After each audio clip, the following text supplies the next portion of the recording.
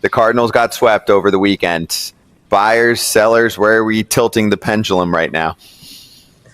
Yeah, so it's obviously not how you wanted to start the second half. And John Mozeliak has said even in early July that he's prepared to go into the final week or 72 hours even before the trade deadline, before he makes a decision on what the Cardinals will do.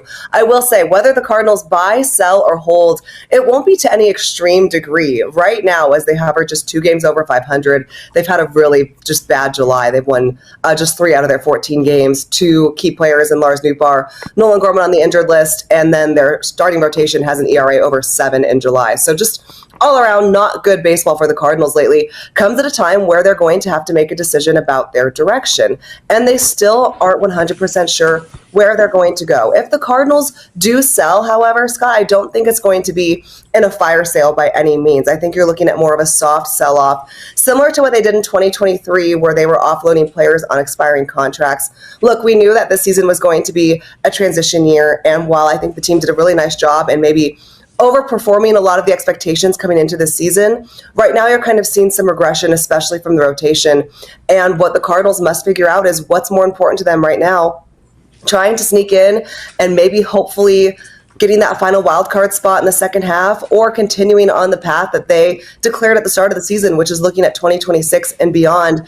I'm prepared for this, and I think the Cardinals are as well, to go again up until the final 72 hours before the deadline. Okay, do you see with their youth, they have the ability to do both at the deadline, because they've got a good, decent core of pitching and hitting, and then if you can figure out maybe expiring contracts, how to add to that, so it's for next year also, but maybe something that can help them push down the stretch and maybe sneak in that final wild card spot. I feel like there's a way they can kind of do both here. Yeah, I would agree with that. And I think that just depends on if they can turn it around against the Rockies here in Coors Field, and then they have 4 games against the Padres at Busch Stadium. I think those 7 games will dictate if they can kind of straddle the fence. And that's what they've been doing all season long, right? We've heard this all year. Can the Cardinals balance runway and results at the same time? And to their credit, in the first half, they did for the most part. A good example of this, maybe straddling that fence, would be the fact that the Cardinals are continuing to shop Eric Fetty. And this is someone that they're going to look to trade regardless if they buy or sell, because it allows them to trade someone that's going to be on an expiring contract. He'll be a free agent in 2026. It opens the door for Michael McGreevy, who will spot start today against the Rockies. But maybe we'll give him some extended time, some consistent time in the rotation, because he hasn't had that. You can also look to trade away some of your relievers like Steven Matz, Phil Maton, of course, Ryan Helsley, who I'm sure we'll get into. The only problem with that is if you're trying to compete in the second half, those are the 3 relievers that have made the most impact in the late innings. They've been absolutely instrumental in locking down leads in the 7th, 8th, 9th. I know Helsley has not had as dominant of a year as he had last year, but still very much the team's closer, and it doesn't look like the Cardinals really have someone that they trust filling that role if they get rid of Helsley. So they're, again, just kind of what is it? When you're on like a balancing rope, tightrope, is that a thing? Tightrope. Yes, that. There, thank you. That's where they are right now as they continue to go into the deadline. And Mo has said all season long he hopes that he has difficult decisions to make. If the Cardinals flame out against the Rockies, I think that decision will be a little easier. I think they'll lean to the soft sell. But to your point, Lance, they can absolutely do both. Yeah, one name you haven't said yet, Nolan Arenado. I mean, no trade clause. Have you heard anything about certain teams that he might go to or he might not go to if that's the case? As far as I know, it doesn't seem like there's been any change in the 5 teams that Nolan Arenado would accept a trade to. And we know those teams coming into the season were the Yankees, the Red Sox, the Dodgers, possibly the Astros, even though he didn't. And I'm missing one. Help me out, guys. What did I already say? Dodgers?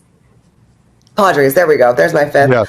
It doesn't seem like there's been all California, right? It doesn't seem like there's been any change in that regard. And plus, Nolan will be the first to say his offensive performance has not really led to maybe any kind of increased trade value like he would have hoped. He's playing a gold standard third base again. He looks just like he's 25 years old at the hot corner again. But when his offensive production has declined, the slugging is down, the OPS is down, he's not hitting a ton of homers. So it also goes into that contract, which was a big reason why the Cardinals struggled to trade him over the offseason in the first place. Doesn't sound like there's a lot of traction on the Arenado front. I would imagine we revisit that conversation in the offseason. Okay, and you started talking about him, so let's keep it rolling. Ryan Helsley.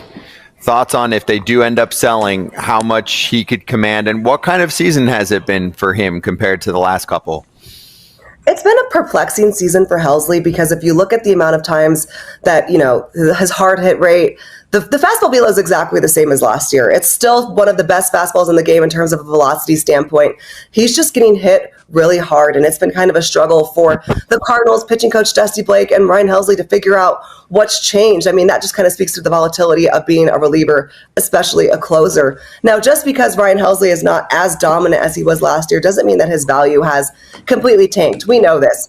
Any contending team is looking for high leverage, high octane relief pitching at the deadline. Could Ryan Helsley still command a return for the Cardinals? Absolutely. But if the Cardinals think that they can still contend and still compete in the second half and again sneak into that wild card, they're not going to move him. Now that brings into question, well, what are they going to do with him in the future? That's not a John Mozeliak decision. That's a Chaim Bloom decision. He'll take over the roster changes, of course, after the end of the 2025 regular season. What the Cardinals have to weigh with Helsley specifically is, are they built to contend in the next 2 months? Can they sneak into the second or the final wild card spot? Is it worth holding on to Helsley to try to kind of reach that fever dream of a postseason? Or should they stick to status quo and Off limits and stuff like that? Are they still in the same boat with those guys? I think so. And I think what makes it that way is when you look at how this team is currently constructed, is there one trade out there that all of a sudden makes this team a perennial contender? All of a sudden you're thinking, okay, the Cardinals can beat the Dodgers in a 5-game set, can beat the Phillies in a 7-game set. In my opinion, not really. We don't know much about the market right now because there are so many teams like the Cardinals, the bubble teams, if you will, that have not yet decided what their direction is going to be at the deadline. But I just look at this Cardinals team that is in transition, where they are trying to figure out a lot about which guys can they build on their future, which guys are they going to move on from, where it doesn't seem like there's someone they can go out there and add and automatically make them a surefire contender. And I don't think that John Mozeliak and the Cardinals are going to trade away from this future, from this core that they pledged on giving an entire season to figure out. So that's why I caution, whether it's buying or selling, I don't see the Cardinals really going big in either direction. You're maybe looking at an incremental rental if they buy or a soft sell-off if they sell. And again, guys, this series against the Rockies will probably dictate what they do. Well, hey, if you're going to have a series that decides your season, I would raise my hand for the Rockies, even though they just played better against the Twins and took 2 out of 3. If you ask most players, you polled them, hey, who do you want with your season on the line? I think you'll get a lot of Rockies answers right now. But I'll backtrack for a moment to get granular on what just happened. What went wrong on their first series here after the All-Star break? Well, you're only as good as your rotation is, as Lance knows. When you have a starting pitching staff that gives up 5-6 runs before the third inning's over, and you have an offense that's not really clicking, that really puts you in a hole. I mean, Andre Palante came out there, allowed 6 runs, 5 earned in the first 3 innings. Sonny Gray gave up 9 runs, 8 earned in his outing on Saturday. And Miles Michaelis gave up 5 runs in 4 innings. And it just felt like the Cardinals were competitively out of it before they even really got a chance to start the game. And this rotation did a really nice job in the first half of, they're a pitch to contact staff. We talk about the Cardinals every year. Every now and then, balls are going to go through. Guys are, you're not going to hit at a guy every single time. The Cardinals starters did a nice job of weathering the storm and keeping the team in contention in every game. In July, that hasn't been the case. They have been hit really hard, whether you're looking at Miles Michaelis, whether you're looking at Eric Fetty. Sonny Gray has had some nice games, but as of late, it hasn't been as effective. Matthew Liberatore has already surpassed the amount of innings he threw last year. That's why Michael McGreevy is spot starting today to try to give him some sort of extended rest coming out of the break. So it just kind of feels like the perfect snowball of things not going right. That definitely happened in Arizona. It's really hard to play a competitive baseball game when your rotation isn't really giving you a chance from the start, and that's what happened in all 3 games.